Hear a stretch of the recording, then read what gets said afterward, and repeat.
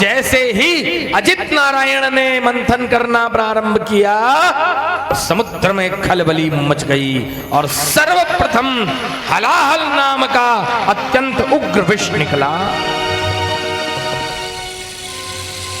विष को देख करके देवता दानव घबरा गए। इस विष को कौन पिएगा?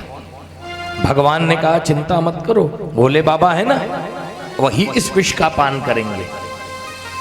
देवता दानव विष को लेकर के भोले बाबा के पास गए, स्तुति किए हैं। देवताओं और दानवों की स्तुति से प्रसन्न होकर के भोले बाबा ने उस हलाहल विष का पान कर लिया। जगत का कल्याण करने के लिए शंकर जी ने उस विष का पान किया। उस विष ने शंकर जी के ऊपर भी प्रभाव दिखाया, उनका कंठ नीला पड़ गया और उनका नाम नीलकंठ पड़ा। बोलिए नीलकंठेश्वर महादेव की जय, बोलिए बुढ़ेश्वर महादेव की जय।